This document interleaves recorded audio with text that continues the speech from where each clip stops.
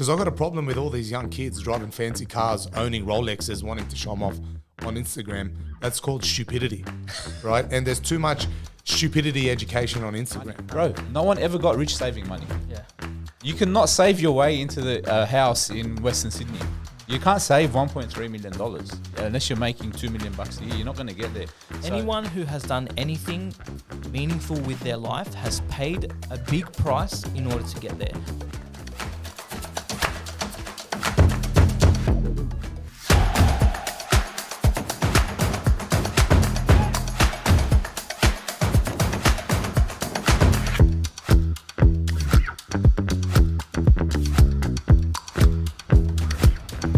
Hey everyone, and welcome back to the Lat Chat. On today's episode, we have two of the founders of this very business, Latitude Accountants, on board.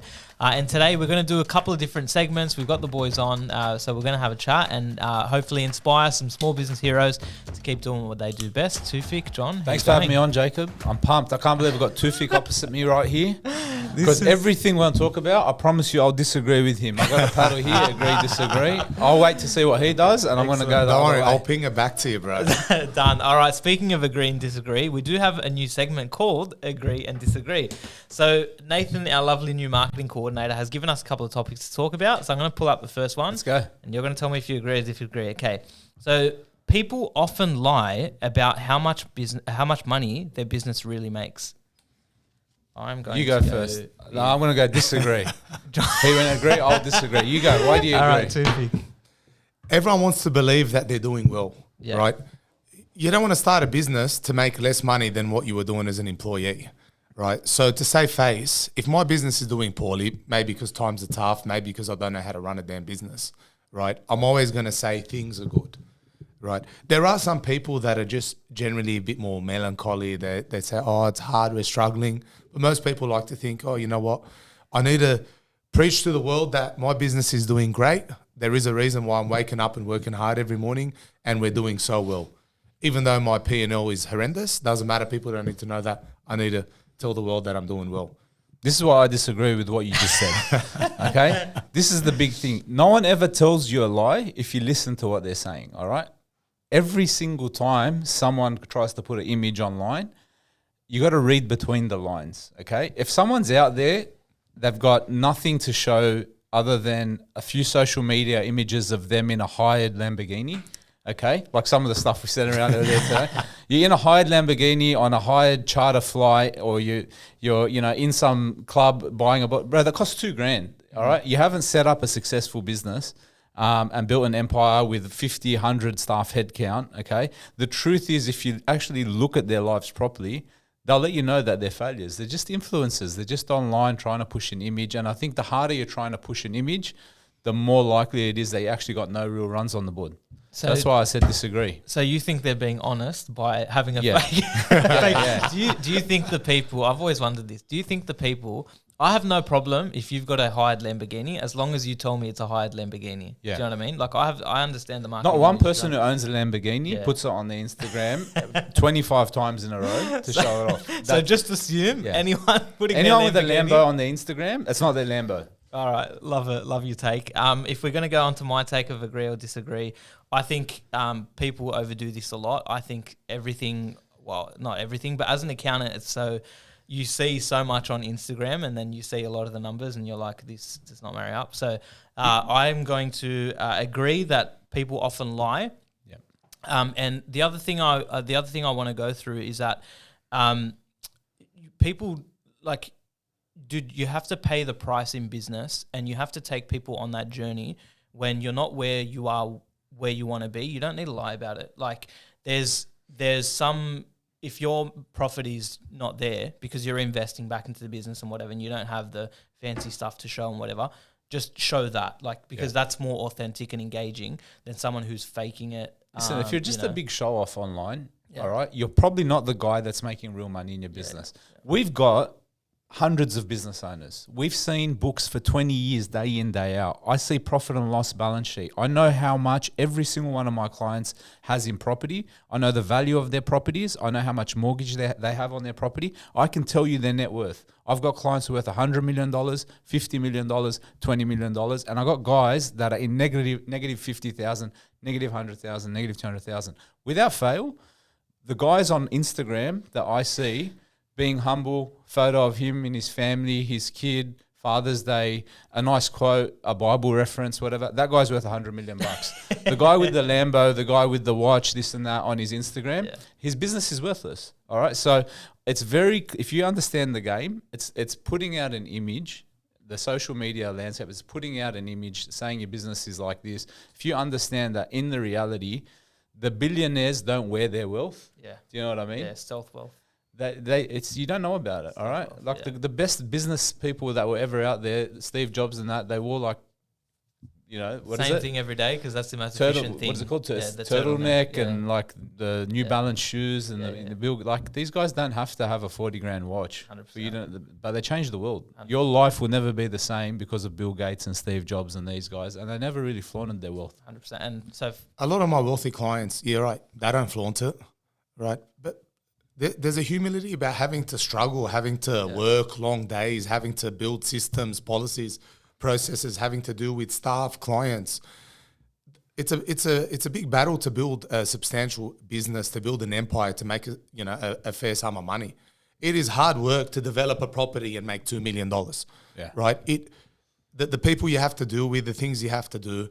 You're not going to take that and show off some Rolex on a Saturday, no, because you've been battling all week. 100%. A lot of my wealthy clients, there's no Instagram, there's no showing off, and there's actually humility that comes with the struggle and the battle of trying to build something good. Absolutely. Nothing against Lamborghini and Rolex. If you're looking 100%. For a sponsorship deal or whatever, hit us up. We'd be happy to take you on board. All right, next one we've got here is agree or disagree. Well, this is good. Financial education should be mandatory in high school. Let John put his paddle up first so he doesn't. No, you go first. Scissors, paper, rock. No, I'll go. Agree. I'm agreeing. All right. So we've all agreed, ironically, because we're in the financial sector. Toufic, financial education should be mandatory in high school. Thoughts?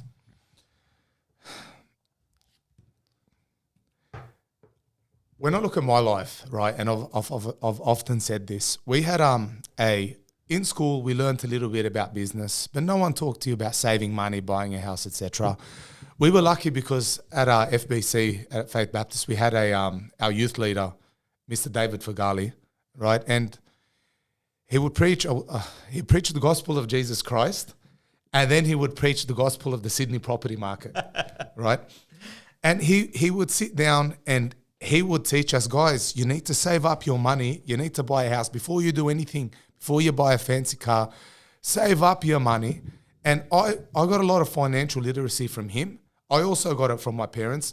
My dad was because of our situation, my dad was very thrifty, very smart with money. Right? So I did learn a lot from him, and I got that education, but I didn't get it from school. Yeah. Right. Thankfully, I actually got my financial education from church. If I'm going to disagree on that, like I agree, we need to get more financial literacy in school, and I agree with what you're saying. But I'm hearing what you're saying is that you got education about financial literacy outside of the school system. My fear of bringing it into the school system is it's going to be wrong. It's going to be watered down. It's going to be manipulated. It's going to be curriculum. It's going to be intended to do what the school system and uni system and every other system has done to young men and women for the last 50, 100 years, is just to keep them down. Essentially, build good workers, not build good entrepreneurs, good investors. The best thing they'd possibly tell you is, this is how you save money. Bro, no one ever got rich saving money. Yeah. You cannot save your way into the house in Western Sydney. You can't save $1.3 million unless you're making $2 million a year. You're not going to get there. So I would say, we need more education. But I know inevitably in the system we have, the schooling, university, curriculum-based systems, they're never going to teach, en masse, the true principles that made everyone we know have money, make money, which is how to develop property, how to build a good business, how to invest. These types of things they can't teach. And the reason they won't teach them, they'll say at the end of the day, we can't give anyone financial advice because if we teach them something and it's wrong, they can sue us, blah, blah, blah. That's not the real reason. The real reason is we want to build a generation of people who just become working class. 100%. My biggest hot take on this is that I don't think there's an incentive for educating people. If you're a government, I don't think there's an incentive for teaching people how to maintain their own financial literacy, because why would you when you want your middle class to be the consumers? Yes. If we taught everyone to save their money, who's spending the money? Consumers Right? and workers. Correct. You know, the problem with people who have wealth is they're not incentivized Correct. to work. Yep. Now, don't get me wrong, a lot of them who built their own worth actually love work, and they realize that work is the best thing you could do. So it doesn't matter that they have wealth, they just keep working till the day they die. I read statistically that in Australia, the total capital income per year, so total income per year for everyone is about $1 trillion, okay? The superannuation drawdowns and government pensions and inheritances combined, so look at that, like the free money, like people who aren't working to produce their income, is 150 billion per annum. So you're saying 15% of what we have as income isn't even derived from work, right? So there is less and less incentive for a government to create more self-funded retirees or pull more working people out of the system. We need people working. So at the end of the day, who's going to spend the money to educate these people? 100%. It works against us. We need them working. We need them spending. You're 100% right. And in fact, we went the opposite. We started introducing more burdens. No one can give financial advice. It's so difficult. You got the financial advice license, and then you're bound by what your licensee allows you to say or do or whatever. So by the time you get through the hoops to give the financial advice, the people who can afford to give the financial advice are maybe not the ones who need it the most. The bureaucracy, I agree, Correct. will actually ruin any potential good financial advice to be given in a school. Yeah. But where the problem lies is that you look at our young people today, you look at a lot of the footballers, they'll make $400,000 a year. They'll finish their career. They've got an income. They've made $4 million, right? Say tax and whatever else takes half of it. They've made $2 million in their career, and they've left with barely half a unit paid off. Their income was so high, but they've got nothing to show for it, John. Yeah. Right. Someone's got to bridge that gap. Yeah. I know Yeah. our bureaucracy wants them to spend the money. We want them to consume. We want to get GDP up. We want things to move. But nonetheless, I do think there should be some financial education, even if in a small dose. Because I've got a problem with all these young kids driving fancy cars, owning Rolexes, wanting to show them off on Instagram. That's called stupidity, right? And there's too much stupidity education on Instagram. 100%. And then, so just a final thing on this as well. The advice of, as soon as you think financial education, you think save money, work hard, save money, build up a safety net and whatever. But the way the modern monetary theory has impacted that advice is crazy, because the idea that you can save yourself to wealth used to be relevant, but now we can just print the money. So it's like the game has changed as well. And so even the education that we traditionally received needs to be changed up a little bit to respond to the system and the way the system's changed and whatever. So we were talking about the other, you can't save your wealth to property, and you might need to leverage and take advantage of some of those things. So can I just, before we move on to the next one, I've got a problem with some of the online influencers that are actually trying to combat the system. So they say the problem is the school and the problem's university and traditional education. Yeah, fine. But then when you come out, like you're an Andrew Tate type, and you're like, I've got the solution, like Hustlers University or whatever. And then you go and spend every extra dollar you make building a 30-car collection of Bugattis and Lamborghinis. Bro, you could have bought a unit site in Uncliffe with that money. Do you know what I mean? If you're the guy teaching people to break out of the system, why are you spending so recklessly? Why is it yachts, Bugattis and holidays and this and that? Because at the end of the day, what attracts the eyes? It's when a young kid jumps online, he sees the guy, he's got the orange Bugatti, he's got the girls, he's got the yacht. I'll jump on Hustlers, I'll subscribe, blah, blah, blah. But at the end of the day, it's the quiet guy. It's the ones who've actually broken out. They don't need to prove their wealth. They've got family money, generational wealth, generation after generation, enough money to set up 10 generations. And that's who you want to aspire to be. Very difficult sell, but Jacob, I hate, why are there so many 25-year-old tradies, right, who've worked all year, save their $25,000. They book a ticket to Europe, go to Europe and burn $25,000 and come back with nothing. You're 25 years old. Wake up to yourself. It's a time where you try and make something of yourself. Take that 25 grand, go start your own business. 100%. Go do something with your 25 grand. Don't go burn it in Europe. Oh, because I've been to Europe and Greece. Wow. I went to the islands and I sat on the beaches there. The 100%. So the delayed gratification of like do something now that's going to be worthwhile in 10 to 15 years. Some would argue the European experience is as well. And that you got culture and history and it changed you as a person. Nah, don't worry about culture and history.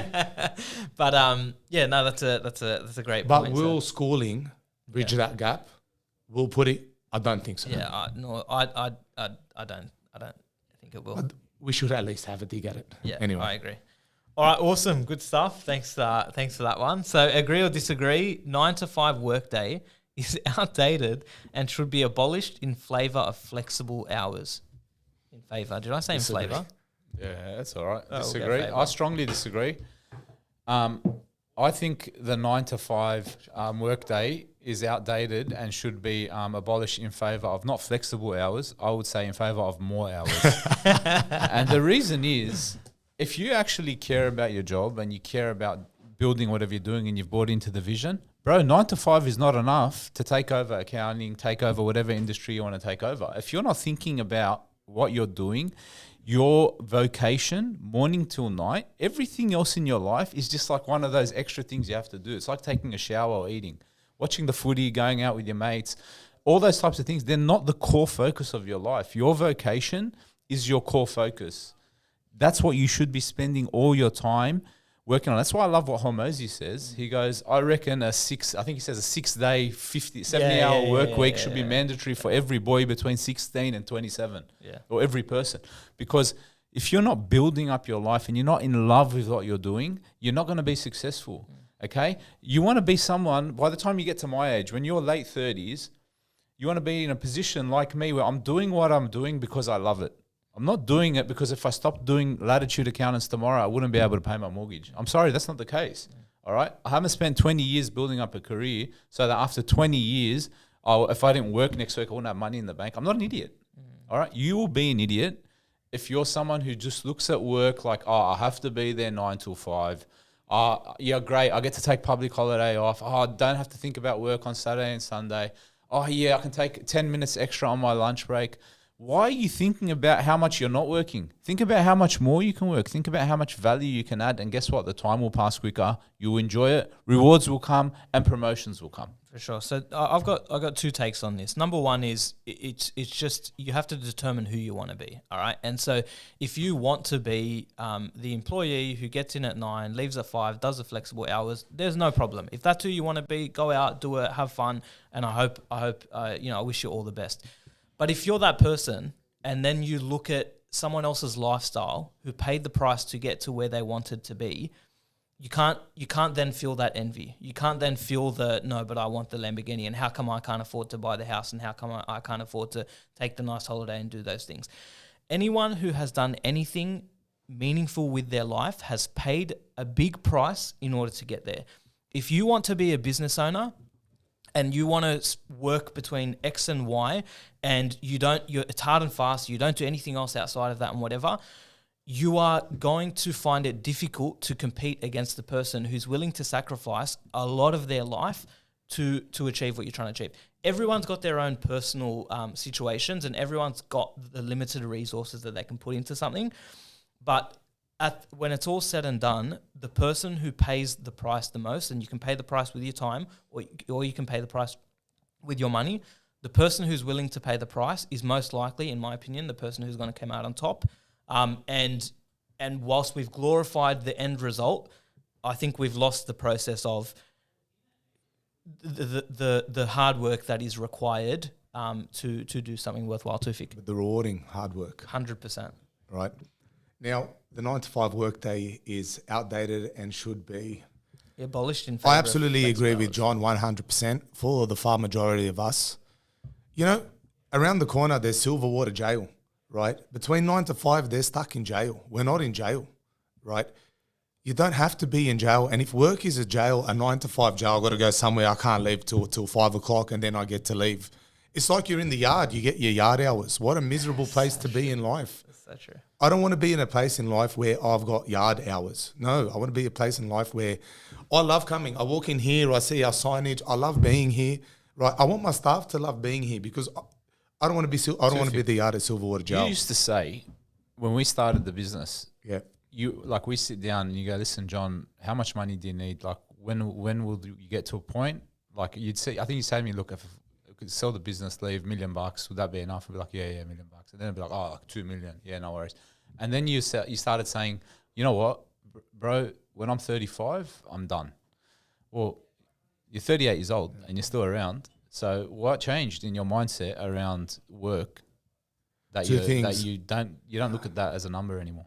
We got time and money, and I've realized there's no value in money. Well, there is value in money, but I don't care, right? It's not what makes me happy. It's not what drives me. When you become a man, you have kids, you see life for what it is. Time is more valuable than money. And what do I want to be doing with my time? Do I want to believe in what I do? Do I want to add value to the world? That is far more important than money. The idea of me quitting at 35 and semi-retiring and sitting on a beach and, playing golf. Fishing, building cars. What absolutely meaningless things. What, I'm going to go sit at a cafe and sip coffee and talk to my friends. What about It's hunting deer meaningless. and building classic cars? Is that? Listen, they're all stuff I like, right? But But not 40 hours. you or can't 50 do or 60 40 hours hours a of week. it. There's, as Jacob saying, there's a journey, there's a grind, and there's more reward in the grind. Yeah. Right, when I go to shoot a deer, there's more reward in driving 5 hours, battling all day, making sure I don't smell bad, right? Making sure I'm working the wind, making sure they can't hear me. Then I press the trigger, and that's it. That's the end of it. Hooray! I've got a deer. We're agreed. Right? Nah, it's the battle that I enjoy. We're agreed, Jacob. Awesome. Look, All there right. is one exception. Can I say? Yeah. Right. I do think we should cater for women who have families, 100%. right? Who put their families first, and we're very good as a firm. We've got a few mothers here, and we say whatever time you need some flexible hours, okay. But nonetheless, believe what you do in the day, right? Yeah, family is a priority, and never ever forget your kids, right? And forget your family. Do what you need to for them. Sometimes flexible hours are good. Yeah. But I'd say for a man, no, mate, grind, fight, battle, 9 to 5. Nah, don't limit your day. Don't worry about it. Just go hard, enjoy life, add value to the world. Fair enough. Awesome. Love it. Very good. All right, next one. This is a good one. Agree or disagree? Your first business is almost guaranteed to fail. Agree. I'll go disagree. Toufic. No Is that an comment. agree? That's a 50-50. My first business did fail Okay. because I used to, I was in a network marketing scheme. So I don't know. Your first network marketing Yeah. business is almost guaranteed. So when I was in high school, I sat down with my careers advisor and I said, he sat down, he goes, what subjects do you do? So I was in year 12. So I don't know if this is legal, but he sat me down and he said, tell me your subjects. So I said, I do 3-unit maths, physics, chemistry, economics, and English. He goes, yes, very good. I can see you like economics and I can see you like science. I'm like, yeah, that's right. And then he goes, all right, well, as your careers advisor, I've got a really good thing you can do and a good idea for you next year when you finish school. I go, oh, yeah, what's that? He goes, oh, I sell this supplement in a network marketing called Manatech. That's the best. I said, all right. And I go, so what do I have to do? He goes, as soon as you finish school, you just got to get a credit card, all right? And you got to buy your first pack, $3,000 of vitamins and minerals, and then you go out and sell them. And if you can build the business, because you like science, you understand vitamins and minerals, and because you like economics, you can build the business and, you can make heaps of money. So me and my careers advisor after school, we connected up, we teed up, and we started flying around Australia to conferences for Manatech. That's and the best. I was the best at selling supplements. Lo and behold, like with most of these network marketing schemes, that failed, and I lost a lot of money, and that's how I ended up in a credit card debt, thanks to my careers advisor. Way. There's probably like a court case in that if I wanted to pursue it, because I got some bad advice in school, and it was a bit of a conflict of interest. 100%. But look, I learned some things. I learned obviously that hard work, sales. I learned how to cold call people. I learned how to sign people up. I learned how to, try build a business. So there was some skills I got out of it. I also learned a little bit about vitamins and things like that. But I failed in the business, and I have no problem saying I failed because I learned lessons. And if you're being honest, I know you said disagree, but so many of the clients we see when they first set up their businesses, the first time or second time around, they will fail. And it doesn't have to be like a hard failure where they lose tens of thousands of dollars and go into liquidation, but it could be a pivot where the first iteration of the idea failed. And they go, okay, that's not exactly how it's going to work. Let's just shift this way. Still have the same company, the same brand, everything. Let's just do the business this way. In a way, it will succeed. 100%. So I had disagree, and the reason I had disagree is whether it's your first business or last business doesn't guarantee success or failure. But you're 100% right in saying the way I look at business is just a bunch of micro experiments to try and get to the thing that works, and you only got to make it work once and then continue to persist with that iteration of the thing. So I don't agree that your first business overall, your first vision overall should fail. You absolutely need the failures and the lessons along the way. That's a requirement of business. If you haven't conducted enough experiments, or have not failed enough, you haven't done enough. You're not further along the journey than someone who has conducted those experiments is. So micro failures, yes. Big picture, big vision. You won't fail that vision all the time, but you've got to fail along the way of trying to hit that vision. So Toufic? I didn't give an opinion. Right. So you don't want to answer? There are many businesses that fail the first time round, and those same people go and create amazing businesses that employ a ton of people the second time round or the third time round. When you enter into business, you're inherently saying, I'm going to take a risk and I very well may fail. In fact, 80% of businesses do. In the first 5 years, right? So theoretically speaking, yes, most businesses do fail the first time round. But who what cares? about repeat offenders? What do you think about repeat offenders, Toufic? Why do repeat offenders keep failing businesses? I think a lot of the time is because there's some big holes in their skill set. Yeah. Right? Some people should not own businesses, John. Some people do not have the skill set, and as much as they try, they will never have the skill set to be able to run a good business. That's a hard sell, man. You're saying some people can't actually sell it. Like, I don't disagree with you, but there are some people that, out there who would think this guy's saying some people shouldn't run a business. But the hard facts are you need some basic criteria in your personality, in your makeup to have a successful business. And if you would you tell a client straight up, say, listen, you've done this, it hasn't worked out. I don't think you should start another business. Go get a job. I have said those exact words, or you should shut this business down. Let's limit the damage. Let's not dig ourselves into a hole and go get a job. I'm not scared to say that when the time comes, John, because if someone is, not all of us are going to be Roger Federer and play tennis at the top level. And Johnny, if you start playing tennis and you say, Toufic, I want to start playing professional tennis and take myself to the top, I'm going to say, don't be stupid. You're never going to get there. Come on, bro. Right? You're wasting your time. Even you, John. You've never held a racket in your life. You're never going to get there. One here, bro. I disagree to that statement.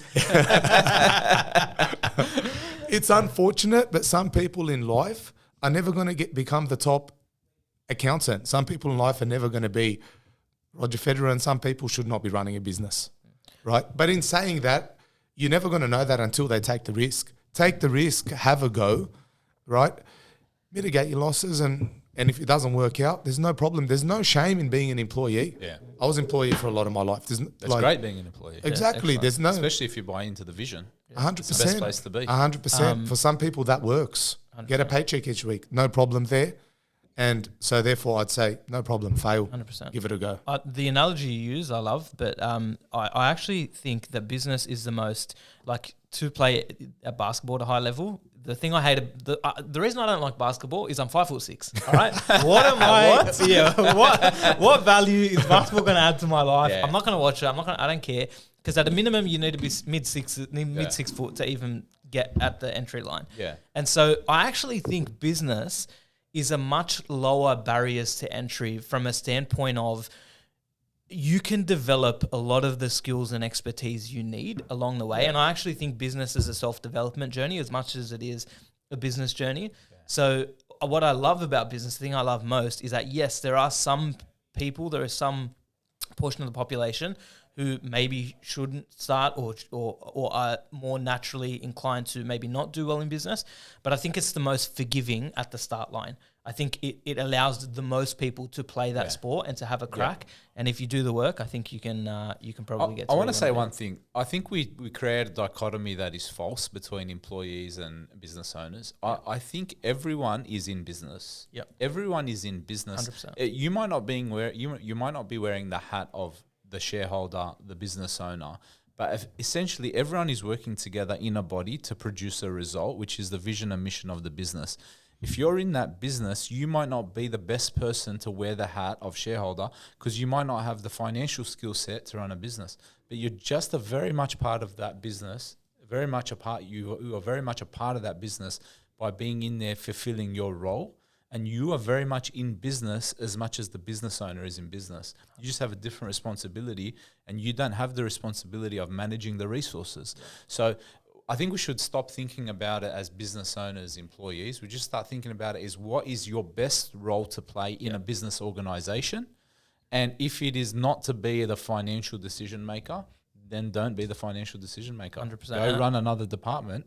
And someone else will work out your reward and the value you're creating and pay you the wage, and you'll move on. But you are a businessman or woman, just like the owner is a businessman or woman. 100%. And I think the best employees are the people who look at it through that lens and look at themselves as the business unit or their own personal brand as the brand and as those things. So I think it's a great when everyone does that, I think the overall business wins. Absolutely cool. All right, guys. So you can put your paddle down, John. I know you're quick. John just wants to disagree. If you can, you just leave yours on a green. Just say something so I can disagree with Toufic one more time. You can actually keep the paddle. Toufic is the best accountant at Latitude. Disagree. All right, tell me why you're better than me. Let's go. You want to fight? Let's fight. All right. So we're going to go into some accounting tips. So we're going to go one by one. And Toufic, I know you had one. John, I'll give you a couple of minutes to think. But the best accounting tip, something you've seen come up this week, something that our audience can gain value out of. Toufic, best accounting tip you've had over the last week. You know what? While we're talking about these young traders that save $30,000 and go to Europe, I spoke to a client this week, and he was telling me how his son was doing really well. He just finished his apprenticeship. He's starting to contract, starting to get little jobs for himself, and he's doing well. And he's bought himself like a GR Hilux. He's praising his son. I said, so he's 23 years old. He's starting to get ahead. He went and got a lease for an $85,000 car that he doesn't need. He's gonna have to pay $1,500 a week. Oh, and you're proud of him. Oh, that's nice. I said, Take it that you're being sarcastic. This is what I wanted to say. I want to say, are you stupid? You're his dad. I've never heard you say those words. Right? Yeah. I would never say something like that. Of course I wouldn't. But what's a 23-year-old doing buying a GR Hilux? That $85,000, that could have been equipment for his business to get ahead. That could have been save that up instead of making repayments to buy a house if he wanted to go buy a house in Granny Flat site in Blacktown, if anything. Or it could have been whatever money that he could have saved, $1,500 a week. He could have got himself his own apprentice. Why are you choking yourself, your life and your business for some stupid four-wheel drive? Shut your mouth. Go buy a 4x2 Hilux for $20,000. Go drive it. It'll hold all your equipment and use it on the weekends. Don't waste your money. Choke your life and choke your business so you can have some fancy stupid GR Hilux that's going to do nothing for you. 100%. Right? It upsets me, bad spending. Right? And a lot of businesses do this, just bad spending. Buy things they don't need, hire employees in areas that they don't need, overpay staff. You got to control where your money goes to get you the best return in life. And I'm sorry, a 23-year-old apprentice he's finished his apprenticeship, a 23-year-old buying a GR Hilux. Nah, I'm not seeing it. 100%. I'm not loving it. I'll curtail off the back of that. So my tip is I hate when the business owner starts a business and has the mindset of, I want to take every single dollar away from this business and put it into my personal life. Because the best businesses that were started were built around a vision, a mission, and a purpose. And the flip side of it is that the more you can push into that vision, mission, and purpose, and the less you take into your personal life, the bigger and greater your impact is going to be. And then down the road, you are able to take out more money than you thought was even possible. So that delayed gratification of don't just start a business to rape and pillage it and take out as much money as possible.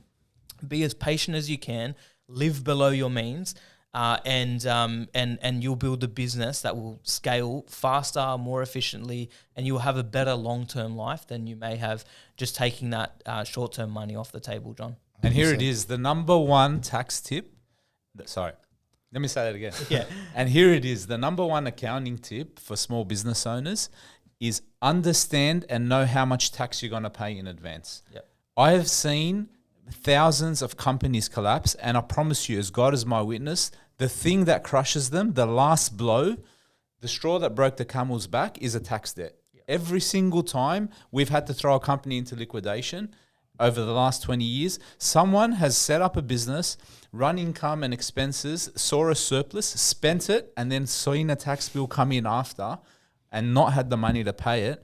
And if they had done their accounting right and their tax planning right, they'd put the money aside into a separate bank account for GST and PAYG, they would not be seeing their company go into liquidation. It's too often that they've run a business for 2 years and thought about tax as an after fact, and then you get hit with a $300,000 tax bill and you're a small business owner. I'm going to be calling the liquidator, saying, sorry, bro, your company's going into liquidation. And I've had to do it. And it's all because they think money in the bank equals profit. Money in the bank doesn't equal profit. Money in the bank could be tax in the bank. Money 100%. In the bank could be other expenses in the bank that you haven't accounted for. You have to account for your tax. You have to know what it is from day one. Do not wait until you've run a 12-month business or 18-month or 24-month business before you know how much tax has to be put aside. Absolutely love it. Awesome. Have you got some, by the way, just on that, have you got some practical tips? Like how much tax do I put aside? Yeah. So what we like to say to everyone who sets up a business from day one is we don't know exactly how much profit you're going to make. We don't know how much income you're going to generate, but we'll give you some rule of thumbs. Set up your zero file. If you don't have a zero file, you need a zero file. Set up your zero file. You need to set up 2 bank accounts. Number 1, that's going to be your trading account. Number 2 is going to be your tax saving account. You are going to set up your superannuation in Xero so that every single week when you pay wages, you'll use one-click super to pay your superannuation instantly. So you will never carry a superannuation liability in your business, okay? Number 2, you're going to know the PAYG you're going to have to put aside.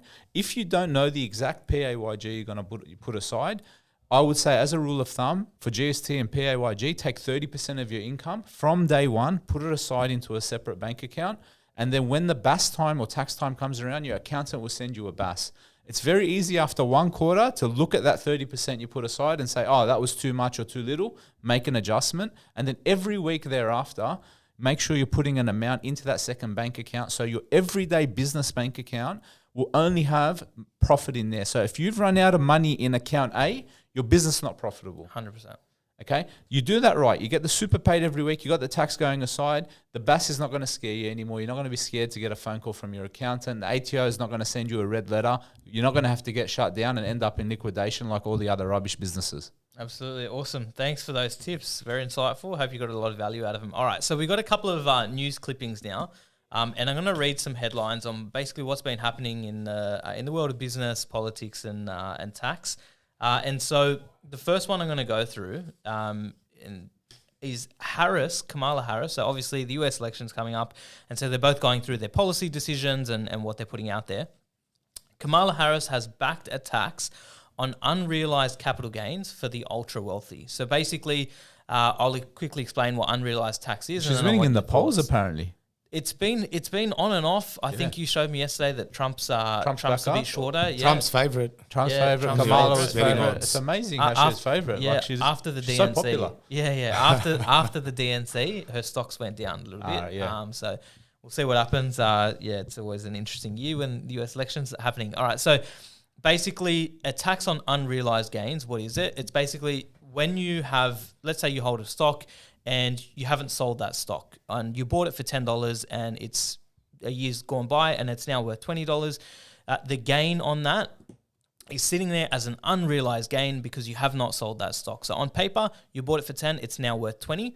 And so what typically happens is when you sell that share, you are now exposed to some capital gains because you have crystallized or solidified that gain position. You'll pay tax on the increase from the $10 to $20. Tax on unrealized gains is that it means that if you haven't even sold those shares, but the market value of those shares has gone up, you have to pay the tax even though you haven't liquidated that asset, you haven't sold the shares. I'll go to you first, John. Okay. We've thought about this concept already because in Australia, they've introduced a potential 30% tax on all superannuation balances over 296. whatever that number is, 3 mil. over 3 mil, right? So we've thought about it and we've had discussions with clients with big super balances. Yeah, whatever, first world problems, rich man problems, call it whatever you want. The problem is if you don't have cash in your business, and the capital, the value of your property in your investment entity or business or assets has gone up, or the house value or the share value has gone up, and you get hit with a tax bill, you're going to be forced to liquidate assets to pay the bill. Now, why is that no good? Because you're now being forced, because of tax legislation, to make commercial decisions to liquidate an asset, and you're potentially going to sell it at a lower price than what you'd have to if you held on to it and sold it when the market corrected. So I think it's an unfair tax to tax unrealized gains because it creates an undue cash flow strain on a business, and I'm not in favor of it. Toufic? Fundamentally, I don't like wealth taxes, right? And one of the biggest problems with these unrealized gains taxes is we have this concept called inflation, right? What did they do in COVID? They printed a ton of money. They reduced the value of currency. And what we saw was inflation of, say, the value of property, right? But I have a problem with that because it's not worth more in reality. It's actually worth the same due to inflation, but they want to tax it. So you've printed a ton of currency and then I have to pay tax on a perceived increased value when there's no increase in value. You've just devalued your currency. You've paid tax on it twice because you've now paid tax in the fact that your currency is worth less because of the inflation. Yes. And then you're paying tax on the actual inflated price. It's a joke. It's a nonsense tax. Exactly. It doesn't make sense. Yeah. Right. And this is why I hate these sort of taxes. It doesn't make sense to me whatsoever. Absolutely. And things fluctuate, right? From a practical perspective, it doesn't make sense. If you're holding on to Bitcoin, it goes from 80,000 to 30,000. Oh no, I have to pay tax at 80,000. I don't even have enough money to cover the tax for the unrealized gain. 100%. Right. So it's a disaster. Would you get a tax offset for unrealized losses? This raises the question. What about what happens when it goes the other way? Do you get the credit? Do you have to carry it forward? Can you carry losses back? There's so much. So my two big takeaways is the amount of regulation that would be required to actually run a tax system where you had unrealized capital gains for it's more red tape, and so the theory goes on that she would only tax people earning or whose wealth exceeds 100 million. Okay, that's not fair. I mean, that's unfair because it's only one group of people. Correct. So the problem I have with wealth taxes is the following: the people who create the jobs and the people who are providing jobs, and so the idea goes is that the best source of welfare is a job, and giving someone a reason to believe in themselves and back themselves is a good paying job, right? And so you're taxing the job creator. And I don't care who you are, if you've got a net worth of $100 million, you have done something substantial in order to get to that position. Yep. And I don't like punishing those people. Person or born the right family. Yeah, you've either had the right last name or whatever. But generally speaking, it's, in my opinion, the business owner who has gone out there, started something from nothing, provided the jobs, provided the value, and then they got to 100 million in net worth. Why am I punishing that person for the value that they've added to society? But the problem is, Jacob, is you're calling tax a punishment. Really, it's a reward because you get to contribute more money back to the economy, and it's a blessing to give rather than to receive. You're absolutely right. So you're using language that is insinuating that paying tax is bad. What you need to realize is I don't want to be rewarded. You should own nothing and be happy. So here's what I will say. If you do want to, and I actually encourage this, if you've made the money, if you're saying I don't want to pay tax, then yes, there is a maybe something incumbent on you to be more philanthropic or to give more of your money. I think about this a lot, but like you're right, you've hit on something. Like the people who got the big bucks have done something to get the big bucks, and like it's almost like if you take the money off them and you read this distribute it, you're giving it back to people who waste money. Now, I'm not saying everyone who doesn't have big bucks wastes money, but there's an element of like people who can accumulate wealth have got like a really good skill set in money management. So like if we were thinking collectively, because that's what the tax system is, it's a collectivist mindset. Then collectively, what's best for everyone is if you got old mate over here who's got $100 million, bro, he's really good with money. Let's get all the money and give it to him because he manages it better than everyone else. 100%. Yeah. So I reckon I'm going to bring in a new thing which is called tax the poor. All right, and we just tax all the poor people and we give all the money to the rich people because the rich people are better at handling the money. You know what I mean? Obviously, take that with a pinch of salt. I have to rethink the policy. So, John, when you get your US citizenship, it's a tough sell, but you know we'll see how you go for presidency of the United States. All right. The second one, shifting gears a little bit. Australia's economy struggles as businesses face tougher conditions. Recent GDP data reveals Australia's weakest growth since 1991, with businesses facing rising costs, red tape, and falling profits amidst grim economic outlook. John? Look, I have seen the economic data come out for the June quarter. We have had a per capita recession, okay, where we had negative growth per capita in Australia. That's the 6th consecutive quarter we have had negative growth per capita in Australia. I'm speaking a language people don't understand. Let me make it very simple. Bro, we have got less money per person than we had the previous quarter, 6 quarters in a row. Yeah. That means we're getting poorer per head. We are producing less and we have less money and our money's going less. 6 quarters in a row. That's over a year. That's a year and a half now. If you're in Australia, you've got less money. You're poorer. Every single one of us is poorer. We are in a situation where we are getting the economy is struggling, okay? The amount of inflation is continuing. Interest rates are high. Housing is expensive. Rent is expensive.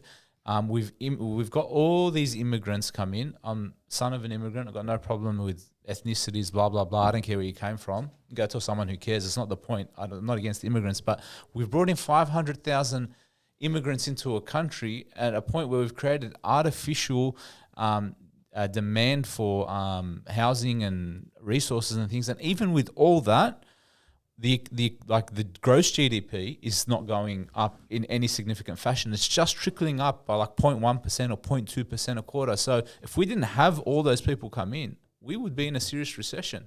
Australia's in a recession. I've got friends and contacts in banking and legal. I know that the mortgage stress is up. Martin North, Digital Finance Analytics, puts out his data every month. 80 to 90% of families are under mortgage stress. There's more defaults in banks. There's more liquidations. We're seeing that through ASIC. I don't care, Labor, Liberal, whatever. It's not like, oh, our government's bad, blah, blah, blah. I understand the economics is deeper and further than just government policy. We're in a bad spot. It's a jam. So people need to really start taking account and think about the future. Toufic? I'm seeing it with a lot of my clients. A lot of them have experienced a struggle, especially from January this year. There has been a struggle, right? We came off COVID. Everyone was at a high. Government printed a ton of money. You know, e-com businesses were going nuts. Everyone's building a house, upgrading their kitchen, etc. And then all of a sudden we've had how many consecutive interest rate rises? Everyone's tightened their belt to a degree, and now things aren't pretty. It is what it is. How do we fix it? I do not know, right? I'm not going to put my hand up and say I'm going to Canberra next week and vote for me. Yeah. Unfortunately, I don't have the answers. But from a business perspective, there has been a lot of advice, a lot of discussions I've had with my clients as to how are we going to tighten our belts as well. Unfortunately, we can't get the additional work. We're going to have to tighten our belts ourselves to make sure we survive, we get through this. Deal with the fact we're going to turn over 30% less this year. There's less people going to be signing contracts.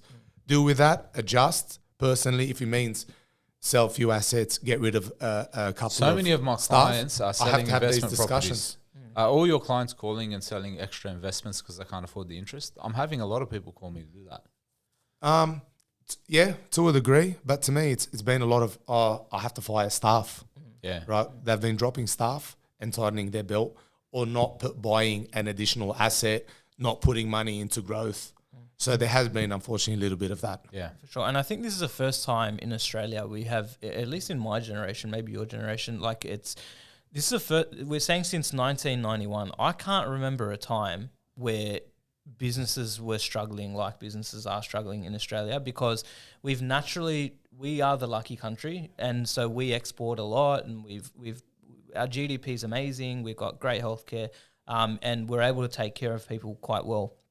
But this is, in my opinion, the first time we've really seen a dire economic outlook for Australia for a long time. And But you know what it's meant? It's meant in the last few weeks, Answer Homes has gone under, Grandeur Homes has gone under, and we're seeing real tangible results. People have half-built homes. You know, we got to run to the government to help us finish this house and claim on homeowners warranty. sure. When I was a kid, we saw this. Like when I was a kid, I remember interest in the early 90s. Yeah. I remember interest rates going up really high. They'd tripled, similar to how they've tripled now. And I remember people having to sell houses. I remember, my dad had to sell his house. And there was a lot of uncertainty and all that. But then by the time I was an adult and went into the workforce, all we ever had for a long period of time was growth and interest rate drops, like they were the reductions. Yeah. So now our generation, like, millennials and, Gen Z, we're facing for the first time, it's like, interest rates can go up. Yeah. And your money, like your wage can get you less at the shops than what it used to. And it's a whole new generation of people. And then all the migrants that have come in since then. So pretty much everyone now who's facing these conditions, it's first time. So, there is uncertainty. And I guess the fakers are going to be found out. The businesses that are no good are going to be found out. And the good ones will continue and will be rewarded for hanging around. So actually, no, Toufic go for it. Growing up, I enjoyed watching cricket. And I was watching it from when Mark Taylor retired, right? To, you could say, the end of Michael Clarke. There was 10 or 15 years of our lives where we just dominated cricket. Watching cricket meant I'm watching us to smash someone, and we had magic. Like we saw Michael Bevan against Ricky New Ponting. Zealand, right? Ricky Ponting, mate. The way the ball left Shane Warne's hand. Gilchrist is a keeper, batter. Right, he changed the game. Ian Healy stepped out. Gilchrist came in. It was unbelievable what we got to experience. And from when I started working from, say, 2004 till now, we had the GFC. We didn't even go through a technical recession. We barely felt it. Yeah. But, mate, I've been watching. It's been like the cricket. And in Everything's COVID, they been just great. printed money, so you didn't feel it as well. Yeah. Correct. Printing. Yeah. Right. So it's been watching the cricket for like last 20 years. But then reality's come along, and I've seen it from January, unfortunately. So I think the outlook for Australia is tough, but I always what can we do about it? I always go back to the PBD who influenced me a lot when I first started Advisory Corp and then since merged with Latitude, is that there's 4 outworks, or there's 4 outs. Okay, outwork, out improve, out strategize, and outlast. Okay, and so the outlast is, in this economic climate, probably one of the most important things. If you can just find a way to keep the wheels turning, keep it grinding, keep making plays, it's like a common phrase, like keep making plays, just one foot in front of the other, keep it moving until the economic climate changes, and you will come out on the other side. Okay. I love it that it's hard. Yeah. I'll be honest with you. I'm saying that the situation is tough, but I love it when it's hard, because when it's hard, all the competition, they get found out. Yep. We're going to be here when the competition's gone. If you've got the mindset that the harder it is, the better, so be it. Bro, they're bringing in new accounting regulations, which is really hard for people, and everyone's kicking up a stink about it, and there's going to be so much onus on us to report and this, that, and the other, and documents. That's good. It's good. I hope it gets harder, because I am running a business and we've got a team that's doing the right thing. Every single person here wants to do the right thing. We work hard. Our clients do the right thing. They want to pay their taxes. They want to do the right thing.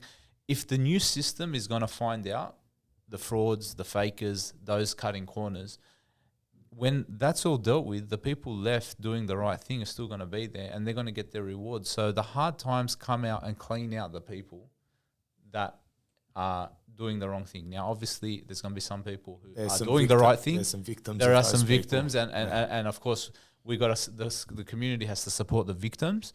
But I have no sympathy for those people that are doing the wrong thing and are going to be found out for it. Cool. Awesome. All right. Great takes. Last bit of article we've got here as we wrap up is a news story that came out probably around 3 weeks ago. And I'm curious to get your takes on this. So if you've been watching the market or share market or business market in general, I'll read the article and we'll go through it. So Starbucks replaces their CEO, Laxman Narasimha, with Chipotle CEO, Brian Niccol. Basically, when Laxman took over about 12 months prior, so he only lasted 12 months in the job, which is not uncommon for CEOs who have a short tenure, the stock market tumbled 25% since the moment he took over until the moment he was let go. The stock market or the share price? The share price. Yeah. That was that. Yeah. So the share price of Starbucks specifically. On the flip side, Brian Niccol, the ex-CEO of Chipotle, took Chipotle in 2018 and took the share value of Chipotle from $5 to $50 where it currently trades. He introduced some technology in there. He had introduced some special menu offerings and just made a cult brand out of it. As soon as the announcement was made, Starbucks stock went up 10%, and that's a 96.2 billion roughly is their market cap.